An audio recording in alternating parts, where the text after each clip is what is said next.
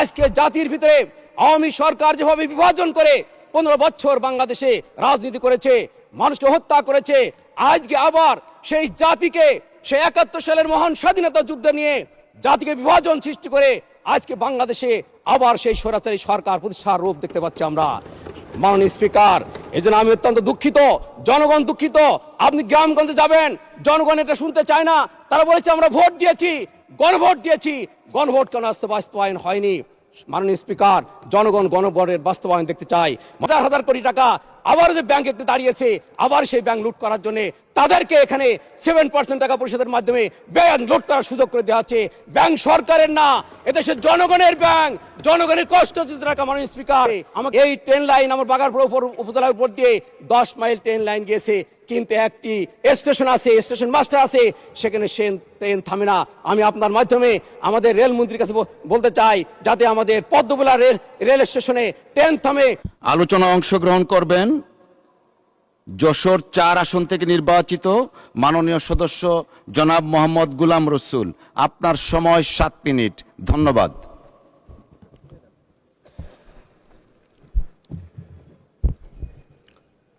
বিসমিল্লাহির রহমানির রহিম। আলহামদুলিল্লাহি রাব্বিল আলামিন, আসসালাতু ওয়াসসালামু আলা রাসূলিহিল কারীম ওয়া আলা আলিহি ওয়া সাহবিহি আজমাইন। মাননীয় স্পিকার, আপনাকে ধন্যবাদ।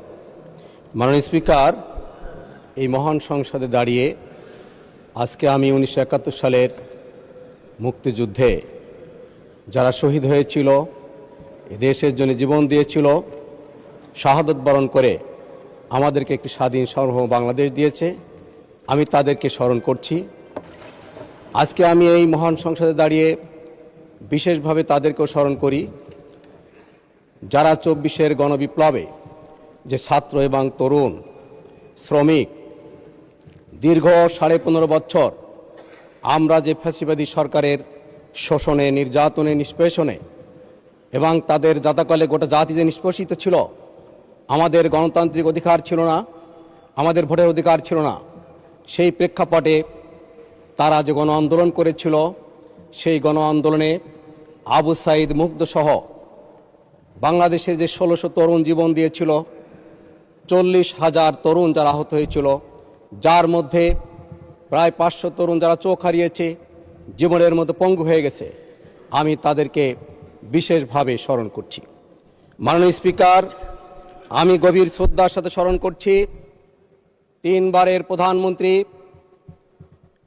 বিএনপির সাবেক চেয়ারপারসন, যিনি আজীবন গণতন্ত্রের জন্য সংগ্রাম করেছেন, দীর্ঘ 15 বছর ফ্যাসিবাদীর জাতাকলে নিষ্পেষিত হয়ে যিনি স্বৈরাচারের কাছে মাথা নত করেনি, যিনি কারাবরণ করেছেন, শেষ পর্যন্ত যিনি দুনিয়া থেকে চলে গিয়েছেন, কিন্তু 12 ফেব্রুয়ারি নির্বাচনের পরে আজকে যে মুক্ত পরিবেশ তিনি দেখতে পারেননি। আমি তার আত্মার মাগফিরাত কামনা করছি। মাননীয় স্পিকার, এই সংসদে দাঁড়িয়ে আমি সেই সকল জাতীয় নেতৃবৃন্দকেও স্মরণ করছি যে নেতৃবৃন্দ 15.5 বছর এদেশের মানুষের মুক্তির জন্যে, গণতান্ত্রিক অধিকারের জন্য যুদ্ধ করেছেন, সংগ্রাম করেছেন, কিন্তু ফ্যাসিবাদী সরকার যাদেরকে যুদ্ধ অপরাধের মামলা, মিথ্যা মামলা দিয়ে, তকমা দিয়ে যাদেরকে জুডিশিয়াল কিলিং করেছিল, সেই শহীদ মাওলানা মতিউর রহমান নিজামী, যিনি জামাত ইসলামের আমির ছিলেন, এই সংসদে 2 বার নির্বাচিত হয়ে কথা বলেছিলেন, মন্ত্রী ছিলেন, আমাদের শহীদ সালাউদ্দিন কাদের চৌধুরী, আলী হাসান মোহাম্মদ মুজাহিদ, কামারুজ্জামান, আব্দুল কাদের মোল্লা, মীর কাসেম আলী সহ যাদেরকে জুডিশিয়াল কিলিং করা হয়েছে, আমি আজকে তাদেরকে এই সংসদে দাঁড়িয়ে বিশেষভাবে স্মরণ করছি। আমি স্মরণ করছি বাংলাদেশের 18 কোটি মানুষের নন্দিত আলেম আল্লামা দেলোয়ার হোসেন সাঈদী, যাকে আজীবন কারাদণ্ড দেওয়া হয়েছিল এবং 23 সালের 14 আগস্ট পিজি হাসপাতালে নিয়ে পরিকল্পিত হত্যা করা হয়েছিল। মাননীয় স্পিকার, আমি আজকে এই 17 বছরে গণতান্ত্রিক আন্দোলনে যে সমস্ত রাজনৈতিক নেতা এবং কর্মী শহীদ হয়েছিল তাদেরকেও আমি স্মরণ করছি। মাননীয় স্পিকার, আমি আজকে প্রেসিডেন্টের ভাষণের উপরে কোনো ধন্যবাদ প্রস্তাব দিতে পারছি না, এই কারণে যে প্রেসিডেন্ট 23 সালের 24 এপ্রিল সেই ফ্যাসিবাদী সরকারের দোসর হিসেবে শপথ গ্রহণ করেছিলেন এবং যিনি 24 সালের 7ই জানুয়ারির যে ডামি নির্বাচন হয়েছিল, সেই ডামি নির্বাচনের স্বীকৃতি দিয়ে তাদেরকে শপথ পড়িয়েছিলেন। বিশেষভাবে 24-এর গণবিপ্লবে যখন হাজার হাজার তরুণদের উপরে গুলি চালানো হয়েছিল, রাজপথ রক্তাক্ত হয়েছিল, সারা বাংলাদেশ রক্তাক্ত হয়েছিল, তিনি তখন কোনো বিবৃতি দেননি। সেই ফ্যাসিবাদী সরকারের সমর্থন করে এই হত্যার তিনি লাইসেন্স দিয়েছিলেন, যার কারণে আমি আজকে সেই প্রেসিডেন্টের বক্তব্যের পর আমি কোনো ধন্যবাদ আমি জ্ঞাপন করতে পারছি না। মাননীয় স্পিকার, আমি আজকে বলতে চাই 2026-এর 12ই ফেব্রুয়ারি যে নির্বাচন হয়েছিল, সেই নির্বাচন ছিল দুইটা ভোট, একটা ছিল জাতীয় ভোট আর একটা ছিল গণভোট। জাতীয় ভোটের মাধ্যমে আমরা এই সরকার গঠন করেছি, আজকে এই সংসদে আমরা এসেছি, কিন্তু এদেশের মানুষ যে জন্য গণভোট দিয়েছিল সেই গণভোট বাতিল করে দেওয়া হয়েছে, যার কারণে আজকে দেশের মানুষ অত্যন্ত মর্মাহত এবং দুঃখিত। এদেশের মানুষ গণভোটে ভোট দিয়েছিল, গণভোটের পক্ষে ভোট দিয়েছিল এই জন্যে আগামী দিনের জন্য বাংলাদেশে আর কোন সরকার ফ্যাসিবাদের লোপ লাভ না করতে পারে, বাংলাদেশের জন্য বিচার ব্যবস্থার স্বাধীনতা থাকে, গুম কমিশন যেন স্থির থাকে, এদেশের স্বাধীন বিচার ব্যবস্থা থাকে, এদের পুলিশ কমিশন করা হয়েছিল, স্বাধীন এখানে মানবাধিকার কমিশন করা হয়েছিল, অর্থাৎ এই সব কিছু করা হয়েছিল একমাত্র এই জন্যে যাতে আর কোনো সরকার ফ্যাসিবাদের লোপে আত্মপ্রকাশ করতে না পারে।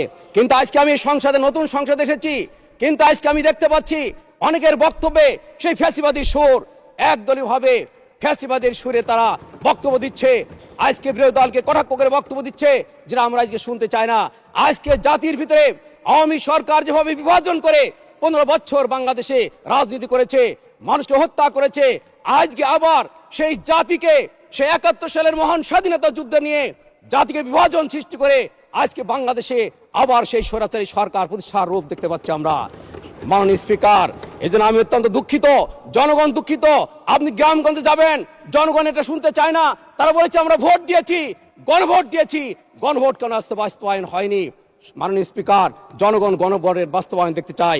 মাননীয় স্পিকার, আমার এলাকার কয়েকটি বিষয় আমি বলতে চাই, সাথে সাথে জাতীয় সমস্যা ব্যাংকের কথা আমি বলতে চাই। আজকে তারা ব্যাংক লুট করেছিল, এস আলম, দরবেশ বাবা, আজকে তাদেরকে 7% টাকা পয়সাদের মাধ্যমে সেই ব্যাংক আবার দখল করার পায়তারা চলা হচ্ছে, যেটা জনগণ কখনো মেনে নেবে না। এদেশের ওই খেটে খাওয়া মানুষ, শ্রমিক, ভ্যান চালক, রিক্সা চালক, তাদেরই টাকায় ব্যাংক তারা এমএসএস করেছে, তারা বিভিন্নভাবে ডিপিএস করে, সেই ডিপিএস এর টাকায় আজকে যে হাজার হাজার কোটি টাকা আবার যে ব্যাংক একটু দাঁড়িয়েছে, আবার সেই ব্যাংক লুট করার জন্য তাদেরকে এখানে 7% টাকা পরিশোধের মাধ্যমে ব্যাংক লুট করার সুযোগ করে দেওয়া হচ্ছে। ব্যাংক সরকারের না, এদেশের জনগণের ব্যাংক, জনগণের কষ্ট যদি টাকা। মাননীয় স্পিকার, আমাকে 5 মিনিট সময় দিবেন। মাননীয় স্পিকার, আমার এলাকার কিছু কথা বলতে হবে। মাননীয় স্পিকার, জনগণ এই ব্যাংক ডাকাতদেরকে আর দেখতে চায় না। মাননীয় স্পিকার, আমি আজকে যেটা বলতে চাই, আজকে যারা ক্ষমতায় আছে 15 বছরের মধ্যে যে পিলখানায় সেনাবাহিনী চৌকা আসামিদেরকে হত্যা করা হয়েছিল, আজকে 3 মিনিট সময় বাড়ানো হলো, 3 মিনিট। মাননীয় স্পিকার, তার বিচার বাংলাদেশে দেখতে চাই। বিচারের দায়ভার ট্রেজারি বেঞ্চে আছে, তাদের উপরে শুধু এখানে গল্প দিলে হবে না, বক্তব্য দিলে হবে না, বিচার প্রকাশ্যে জনগণের সামনে দেখে দিতে হবে।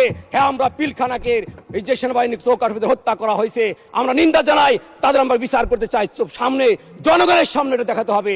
মাননীয় স্পিকার, আমার এলাকা বাগারপাড়া, অভয়নগর উপজেলা এবং সদরের বসুন্ধরা ইউনিয়ন নির্বাচন এলাকা নিয়ে আমি একটি প্রশ্ন এই সংসদে অনেকবার করেছি। এই এলাকায় 2টা হাসপাতাল আছে, যে হাসপাতাল নিয়ে অনেকেই কথা বলেছেন। আমাদের অভয়নগর হাসপাতাল, বাগারপাড়া হাসপাতাল 50 বছর আগে যে হাসপাতাল নির্মিত, জরাজীর্ণ বিল্ডিং, আমি দেখতে গিয়েছি, খুশি খুশি পড়ছে, সেখানে জরাজীর্ণ, প্রতিদিন প্রায় 5 থেকে 600 রুগী আসে, বসার জায়গা নেই, সেখানে সিট আছে 50টা, সবসময় 150 থেকে 200 রুগী থাকে, বসার জায়গা নাই। আমি চাই মাননীয় স্পিকার, আপনার মাধ্যমে স্বাস্থ্য মন্ত্রণালয়ের দৃষ্টি আকর্ষণ করতে চাই, যাতে আমার বাগারপাড়া অভয়নগরের 2টা হাসপাতাল, এখানে 100 হাসপাতাল নির্মাণ করার ব্যবস্থা করা হয়। মাননীয় স্পিকার, আমি বলতে চাই, আমার এলাকায় এই যে Dhaka to Benapole train line আছে, এই ট্রেন লাইন আমার বাগারপাড়া উপজেলার উপর দিয়ে 10 মাইল ট্রেন লাইন গিয়েছে, কিন্তু একটি স্টেশন আছে, স্টেশন মাস্টার আছে, সেখানে সে ট্রেন থামে না। আমি আপনার মাধ্যমে আমাদের রেলমন্ত্রীর কাছে বলতে চাই, যাতে আমাদের পদ্মবুলা রেল স্টেশনে ট্রেন থামে, যাতে বাগারপাড়া, বসুন্ধিয়া এবং সদর এলাকার মানুষ এখান থেকে উঠতে পারে। আমাদের যশোর সদরেও যে স্টেশন আছে, সেখানেও আমাদের কোনো ট্রেনের সুন্দর কোনো ব্যবস্থা নাই। একটি ট্রেন আছে মাত্র বিকাল 4টায় বেনাপোল থেকে ছাড়ে, সেখান থেকে ঢাকায় আসে। যদি সকালে ট্রেন দেওয়া হয় তাহলে এখানে অনেক মানুষ উপকৃত হয়। এই জন্য আমি বলতে চাই, যশোর শহর এবং পদ্মবিলা সহ যে স্টেশনগুলো আছে, যাতে এখানে পদ্মার এই যে আমাদের ট্রেন লাইন আছে, এখানে আরো ট্রেন বৃদ্ধি করে জনগণের যাতায়াতের পথটা আরো সুগম করতে। মাননীয় স্পিকার, আমি বলতে চাই, আমাদের নোয়াপাড়া একটা শিল্প অঞ্চল ছিল। এই শিল্প অঞ্চলে প্রায় 6 থেকে 7টা সরকারি মিল ছিল। Bengal textile, Raj textile, Noapara jute mill, Jessore jute mill, carpeting jute mill. যে জুট মিলগুলো ফ্যাসিবাদী আমলে যেটা বন্ধ হয়ে গেছে, প্রায় 25 থেকে 30 হাজার শ্রমিক বেকার হয়ে গেছে। আপনি কি দেখতে পাবেন শ্রমিকদের হাহাকার চিৎকার যে আমরা বেকার হয়েছি, আমরা আমাদের পেনশনের টাকা পর্যন্ত পাইনি। মাননীয় স্পিকার, আপনার মাধ্যমে আমি আজকে এই মহান সংসদে বলতে চাই, এই জুট মিলগুলো, কার্পেটিং মিলগুলো চালু করে বেকার, দুস্থ, অসহায় যে শ্রমিকগুলো আছে তাদের পুনরায় চাকরির ব্যবস্থা করতে। তারা প্রায় কোটি কোটি টাকা পেনশনের টাকা পাবে, সেই টাকাও তারা পায়নি। মাননীয় স্পিকার, আপনার কাছে, আপনার মাধ্যমে আজকে বলতে চাই যে আমার দুইটা যে উপজেলা, এই দুইটা উপজেলায় অসংখ্য মানুষ বিদেশে থাকে, তাদের দক্ষতা বৃদ্ধির জন্য 2টা কারিগরি কলেজ যাতে প্রতিষ্ঠা করা হয়। মাননীয় স্পিকার, আমাদের যশোরে একটি কৃষি বিদ্যালয় প্রয়োজন, যেটা ইতিপূর্বে বারবার বলা হয়েছে। আপনার মাধ্যমে শিক্ষামন্ত্রী দৃষ্টি আকর্ষণ করতে চাই, দ্রুত যশোরে একটি পূর্ণাঙ্গ কৃষি বিশ্ববিদ্যালয় চালু করা হোক। মাননীয় স্পিকার, আপনাকে ধন্যবাদ। আপনাকে অসংখ্য ধন্যবাদ।